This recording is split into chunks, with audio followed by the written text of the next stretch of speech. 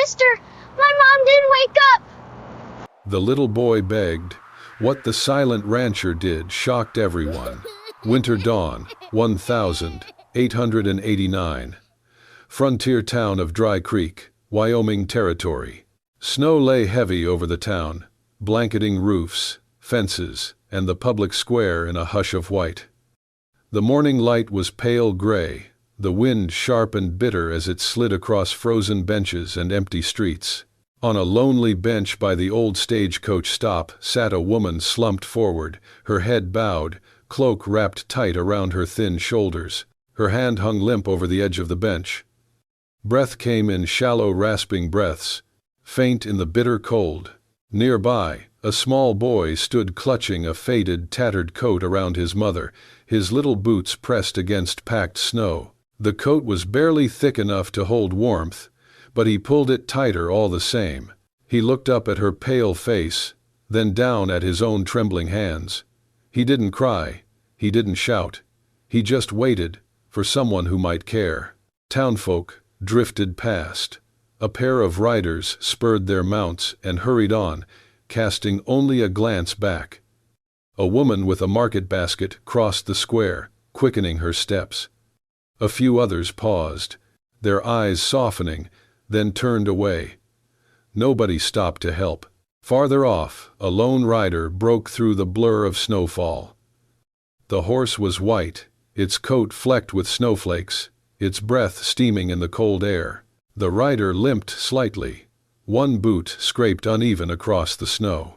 He wore a long coat, broad-brimmed hat pulled down low, and kept his head lowered, as though the wind itself intimidated him. He was Elias Monroe, known to nearly everyone in town as the Silent Rancher. He reined in his horse Ash as he neared the square. The boy's eyes, a pale, haunted light, caught the glint of metal and the stillness of the rider's stance. Something in them made the rider halt.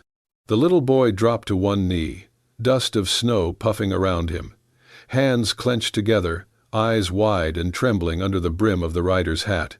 He spoke, voice soft but carrying. "Mister, my mom didn't wake up."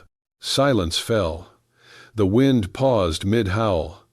The horse stamped, but nothing moved after the boy's plea. Elias dismounted slowly, each step deliberate. He did not kneel. He simply stood, pale face shadowed, eyes fixed on the woman slumped on the bench. He reached down, gently lifted her into his arms, careful with her limp frame.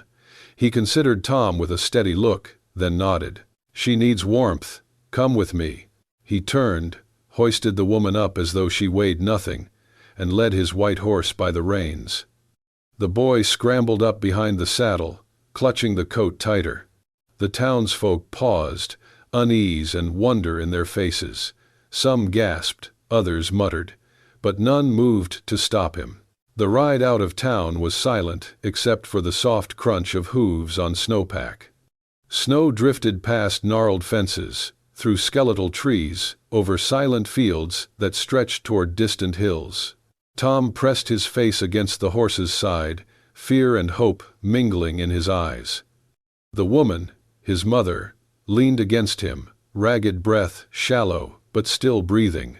At the gate of the ranch, a solitary lantern glowed in the distance. Light spilled through frosted windows of the large wooden house. Ash's hooves echoed against the porch as Elias carried the woman inside. He laid her gently on a bed near the hearth.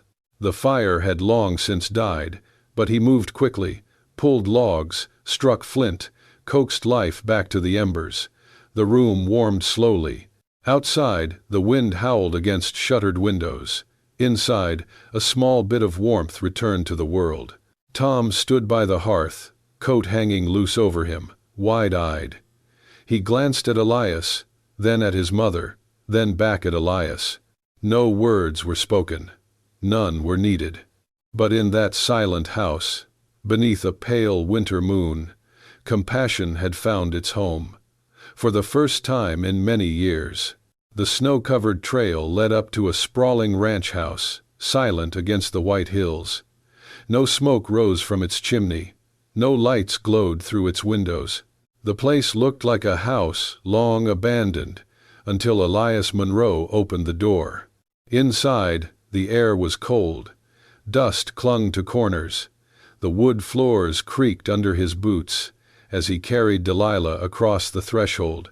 He moved through the empty hall without hesitation, past the dark dining room, past the staircase. He entered a room at the end of the hall, small but warmer than the rest. A cast-iron stove sat in the corner. A worn leather armchair faced the hearth. Elias laid Delilah gently onto the bed, her breathing shallow but steady. He placed a folded blanket over her, then crouched to stir the embers in the stove. Sparks flared. He added wood, checked the kettle, poured cold water, and added shavings of ginger root from a jar on the shelf. The scent slowly filled the air. Tom stood silently in the doorway, his hands curled into the sleeves of the oversized coat. Elias nodded toward the cot by the wall. The boy climbed onto it, never taking his eyes off his mother. Elias moved with purpose, no wasted motion, no questions. He took a clean cloth from a drawer, dampened it, and laid it gently across Delilah's forehead. When she stirred, he said nothing. He watched the fire for a long while. The room was still. His leg throbbed from the long ride, but he did not shift. The flames reminded him. The memory came unbidden. The roar of fire, the scream of metal, the smell of burning flesh. His own body pinned under the collapsed forge. He remembered waking in agony, smoke choking his lungs, and then hands, a woman's voice, calm but firm. He had not known her name, only the pressure of her fingers on the wound, the steadiness in her breath. He had never thanked her. And now, this woman, the same one, lay in his bed, unconscious. He did not know what to say. He never had. Hours passed. When Delilah finally opened her eyes, she gasped, then tried to sit up. Her body trembled from weakness. "Tom," she whispered, hoarse. "Tom?" Before Elias could respond, the little boy scrambled off the cot and rushed to her side. She pulled him close, burying her face in his shoulder. "Are you all right? Are you warm? Did you eat?" Tom nodded quickly, then looked at Elias. The rancher stood in the doorway, silent as ever. Delilah followed her son's gaze.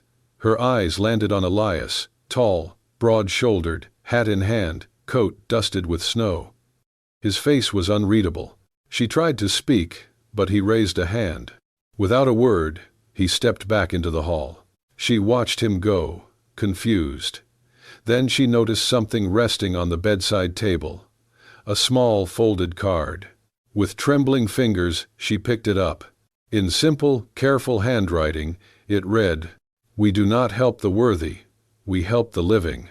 She stared at it for a long time, heart pounding.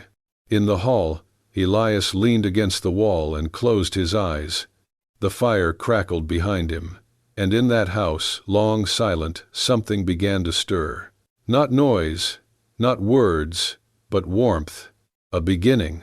The first morning after the storm, Tom followed Elias out to the barn.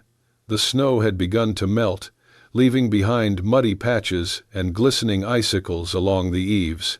The ranch stretched wide and quiet under the pale sun. Elias moved slowly, his limp more noticeable when the cold settled in his bones. But there was no bitterness in his steps, just quiet purpose. Tom trailed behind him, small boots sinking into the soft ground. At the barn, Ash stood waiting.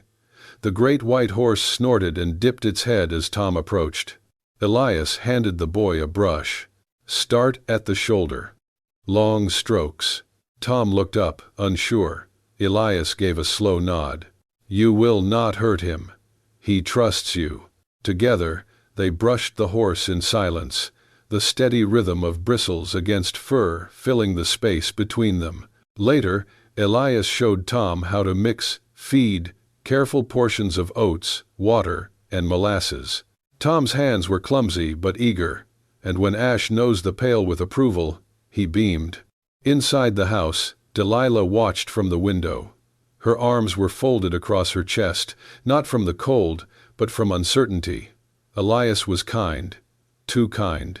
She did not understand it. That night, after dinner, she stood near the door with her coat bundled in her arms. "I cannot stay," she said, quietly. Elias looked up from the fire. "I do not want to become a burden." He stirred the coals, then said simply, "You are not." That night, she did not leave. They sat by the fireplace, the warmth slowly seeping into old walls and cautious hearts. The crackle of wood was the only sound for a long time, until Delilah broke it with her voice, soft but sure. "I was a field nurse," she began, staring into the flames. "Kansas, during the fighting. One day, we came across a village. There was a boy, no older than 6, shot through the leg.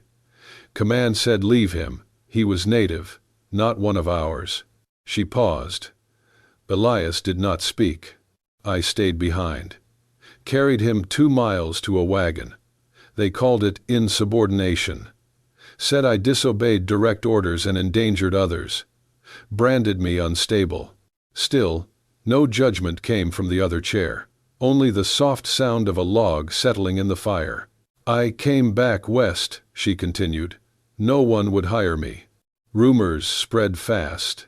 Said I had a temper, that I talked to myself, that I'd lost my mind in the war." She laughed bitterly. "Eventually, I worked for Jacob Salloway, ranch owner. Made me sign a contract, long, official, filled with clauses I did not understand. One said if I quit without just cause, I would owe back wages and forfeit custody of Tom." Elias's eyes lifted at that, but his face remained unreadable. "After Tom got sick, I missed 2 days of work. Salloway threatened to call the sheriff. I ran." She turned to face him then. "That is why I was out there. Why I was too weak to stand. I had not eaten in 2 days." Elias reached for the fire poker, stirring the embers without a word. The silence hung for a beat longer. "I just wanted to keep my boy," she finished. Elias did not speak, but he rose, slowly, and went to the woodpile. He returned, laid another log on the fire, then sat back down. They sat like that, 2 quiet figures, watching flames dance, until the fire dipped low.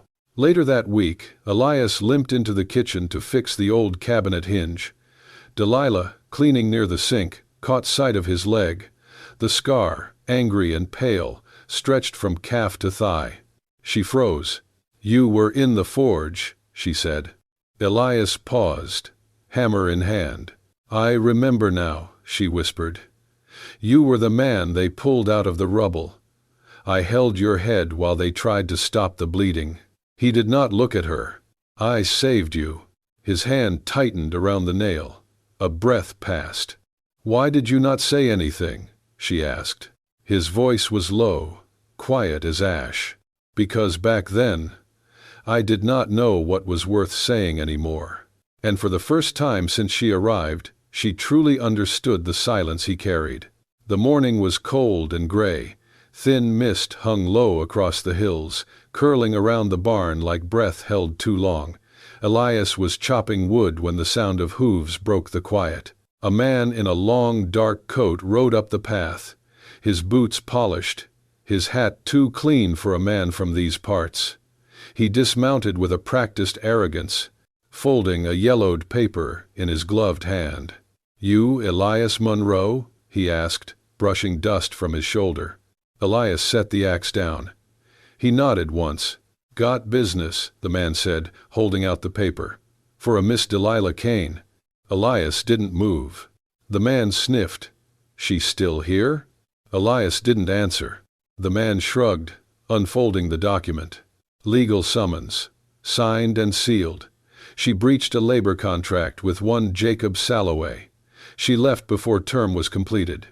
Which means, he smirked, tapping the paper, she owes restitution, $50. Elias's brow twitched. The man continued, enjoying himself now. Clause 3. Should the debt go unpaid after 3 days, Miss Kane will be arrested for labor abandonment under state statute. That's desertion. He stepped closer. And, as for the child, well, if she's deemed mentally unstable again, which this record suggests. He flicked another document from his coat. Then custody is revoked. Boy will be transferred to a state orphanage pending review. Boy will be transferred to a state orphanage pending review. A long silence stretched. You can give her the papers, or I can have a deputy come and do it in cuffs. Up to you. Still, Elias said nothing. The man chuckled. You know, folks call you the silent rancher. Thought that was just poetic. He turned to leave. But Elias moved first. He stepped forward. No weapon, no raised voice. Just a slow, deliberate advance, every limp accentuated by the cold earth beneath his boots. The man backed up. I was just doing my job. Elias reached out, took the papers, and tore them in half. Then in half again. He dropped the pieces in the mud. The man paled. You're making a mistake. Elias didn't answer. He stepped closer, silent, until the man turned, scrambled onto his horse, and rode off without another word. When the dust settled, Elias looked toward the house. Delilah had not seen. Neither had she heard. He went back to work as if nothing had happened. But Tom had. From the hayloft window, the boy had watched it all, his small face pressed to the glass. That night, he was unusually quiet. At supper, he barely touched his bread. When Delilah asked what was wrong, he only shook his head. Later, while she folded laundry near the hearth, Tom sat in the corner with a piece of paper and the stub of a pencil. His tongue stuck out slightly as he concentrated. He drew slowly, first the outline of a gate, then a woman holding a child, then a man on a tall white horse, standing in front of them, a thick rope stretched across the gate like a barrier. In the sky above, he drew 3 crooked stars. He folded the paper neatly, then tucked it under his blanket. The next morning, Elias was outside, hammering a new post into the fence line, sleeves rolled up, breath misting with every strike. Tom walked out quietly, paper in hand. He stood for a moment, watching the man. Then, without a word, he stepped closer and held up the drawing. Elias looked down, his hands still. Tom pressed the paper into his palm. I hope you are that man, he whispered. Then, he turned and went back inside. Elias looked at the paper, and for a long time, he did not move. Snow continued to fall softly, blanketing the ranch in silence. Not just any silence, but the kind that settled deep in the bones. A sacred, still kind of quiet. The kind that made even wind hold its breath. It was Christmas Eve, though nothing marked it but the date. No sleigh bells, no voices caroling, no wreaths on doors. Only the whisper of snowfall, the crunch of Elias Monroe's boots, and the slow ticking of an old wall clock. Elias stood before an old chest at the back of his storage room. The chest was plain, nailed together from pine, worn at the corners. He had not opened it in years, not since the day he folded everything away and swore he would never look back. Dust had thickened over time, turning the hinges dull. When he unlatched it, it groaned quietly, as if reluctant to let memory escape. Inside, beneath old flannel blankets and yellowed papers, lay a small woolen coat, white, with pale blue stitching around the cuffs and collar. The fabric was worn thin at the elbows, but still soft. He lifted it with both hands, holding it close.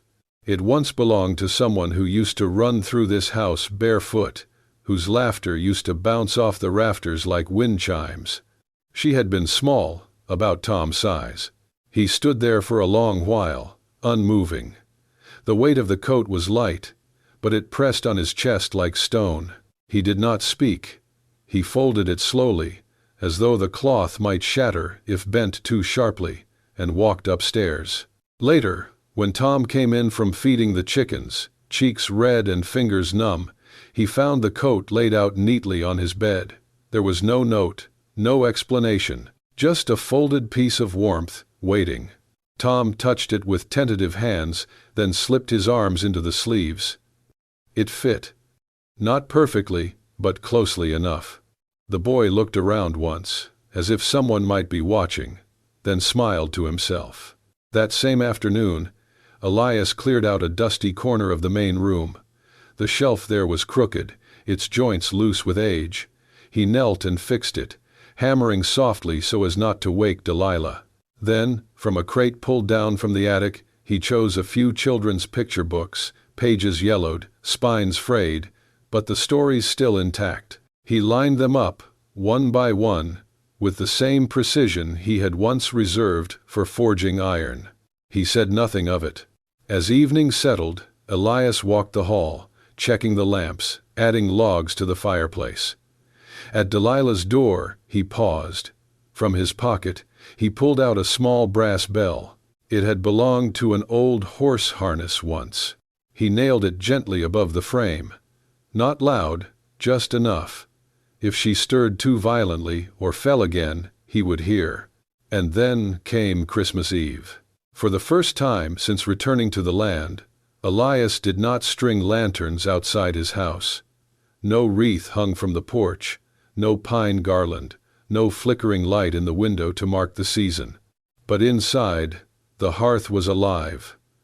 The warmth of fire, of something less spoken and more felt. He cooked slowly, deliberately. Cornbread turned golden in the cast-iron skillet. Chicken stew simmered low, thick with carrots, potatoes, dried herbs. When it was done, he ladled it into 3 bowls, one smaller than the others, and set them on the table. Tom climbed into his chair, wide-eyed. The scent alone made him lean forward, breathless. He ate without words, as though afraid the food might vanish if he spoke. Bite after bite disappeared until the bowl was scraped clean. His eyes grew heavy. He slid down from the bench and curled near the fire, belly full, heart quiet. Within minutes, he was asleep, breathing soft and steady. Delilah sat across from Elias, watching her son. Her voice broke the silence. "I cannot remember the last time he ate without rationing every bite," she whispered, "or the last time I saw him fall asleep with a full belly." Elias did not answer. He simply nodded and reached for the ladle, adding more stew to her bowl. She touched his hand briefly. "Thank you." Later, after the house had gone still, Elias remained by the hearth. Tom's drawing lay on the mantel, the one of the rider guarding the gate. Beside it was a small envelope. He opened it. Inside, Tom had written, "Dear Santa, I don't want a toy. I just want someone to make Mama smile again, and maybe give her warm food and help her not cry alone anymore. I can be good. I will help. Please. Love, Tom." Elias stared at the note. He did not weep, but he did not stir either. The fire behind him burned down, ember by ember. Ash settled. And for the first time in years, the silence around him did not feel empty. It felt holy. The snow had not let up. It fell slow and steady as Elias saddled Ash before first light. He wore his old coat, patched at the elbow, and carried no weapon, only a leather folder under his arm. When Tom came to the doorway, half awake, Elias placed a hand on the boy's shoulder, firm and steady. "I'll be back before nightfall," he said. Tom nodded, not asking where he was going. Delilah was still asleep. Elias did not wake her. It took nearly 2 hours to ride to the county office in Dry Hollow. The streets were slick with ice, and the town barely stirred. Elias dismounted, tying Ash outside the red brick building that housed the sheriff, clerks, and the Office of Legal Affairs. People watched him as he limped up the steps. Some nodded. Most simply stepped aside. He walked past the front desk without speaking, straight into the heart of the building, where a balding man with gold spectacles sat behind a stack of papers. This was Everett Claymore, the district's legal overseer, known more for procedure than mercy. Claymore looked up, startled. "Mr. Monroe, you were not expected." Elias placed the folder on the desk. "I do not make appointments," he said simply. Claymore adjusted his glasses, opening the folder. Inside were 2 documents. One, a bank draft for the full amount listed in Delilah Kane's contract. 2, a notarized employment agreement bearing Elias Monroe's name, offering her full-time employment at his ranch with full housing, medical provisions, and legal guardianship protections for Tom. Claymore whistled low. "That is substantial." Elias's voice was calm. "I have 2 offers for you." He raised a single finger. "First, you take the draft and erase the contract and all legal record tied to it, permanently. Then a second finger. Second, if you decline that, you file this new contract, showing that she is employed under a permanent post with my endorsement and protected under my name. You list me as her legal guarantor. Either way, you do not take her. You do not take her, son." Claymore blinked. "Mr. Monroe, this woman has a record." Elias stepped forward. "She saved a life when others turned away. That record is worth more than any paper in this room." Claymore leaned back, studying the man in front of him. "Why do you care?" Elias answered, voice low but unwavering. "Because she once saved me. Now it is my turn to keep her safe." Silence settled like dust in the room. Claymore stared at him, then slowly removed his glasses. He rubbed the bridge of his nose and exhaled. "Well, hell." He reached for his stamp. The loud thunk echoed through the chamber as he pressed it onto the cancellation form. Then another. "The employment contract." Claymore looked up. "People call you the silent rancher, but today, Mr. Monroe, you made this whole damn building go quiet." Elias said nothing in return. He picked up the signed copy, tucked it beneath his coat, and walked out without another word. Ash was waiting, steam curling from his nostrils. The ride back was slower, but lighter somehow. By the time Elias returned to the ranch, the sun had lowered. Delilah stood on the porch, her arms crossed, concern etched across her brow. Elias didn't speak. He stepped inside, pulled the document from his coat, and handed it to her. She read it once, then again. Her voice trembled. "This is real?" Elias nodded. She looked up at him, her lips parted, but no words came. Elias simply said, "You are not going anywhere." And with that, he walked past her, limping toward the barn, as if the entire world hadn't just shifted on its axis. Spring crept in slowly, like a promise fulfilled too gently to notice. Snow melted from the eaves, trickled into thirsty earth. Buds pushed through thawing soil. Birds returned, their songs tentative, testing if the silence of winter had truly passed. Delilah Kane remained at the ranch. At first, it was just the contract. A piece of paper with legal safety wrapped in Elias Monroe's name. But soon, it was more than that. Tom ran stronger now. His cheeks flushed pink when he laughed. He helped Elias with the horses each morning, feeding them oats, checking their water, even learning how to gently clean Ash's hooves under Elias's watchful eye. Every afternoon, Tom would sit cross-legged on the floor near the fireplace, scribbling with charcoal on scraps of paper. His drawings grew more detailed, first a house, then a horse, then 3 figures, a man, a woman, and a boy, holding hands beneath a crooked tree. "Is that us?" Delilah had asked once, kneeling beside him. Tom only nodded and added one more detail: the sun. Inside the house, the once cold kitchen stirred back to life. Delilah cleaned shelves long untouched, lined jars with checkered cloth, and started cooking again. Simple things: bean stew, corn griddle cakes, spiced apple slices over the stove. The air smelled like food, not dust. Elias passed through it all with quiet steps. He did not interfere, but he noticed everything. One evening, as the last of the winter wind rattled the shutters, he paused at the kitchen doorway. Delilah stood at the hearth, apron tied at her waist, turning biscuits in the oven. Her sleeves were rolled, and her cheeks were smudged with flour. She did not turn. She only said gently, "You do not have to live like a ghost forever, Elias." For a moment, he said nothing. Then he limped forward and reached into the oven with thick mitts, pulling out the pan without a word. That night, they ate warm biscuits with honey, and Elias stayed in the room until the fire went out. The next day, Elias saddled Ash and hitched a cart. He called for Tom. "We are going into town," he said. Tom scrambled up beside him, eyes wide. "Really? Just us?" "Just us."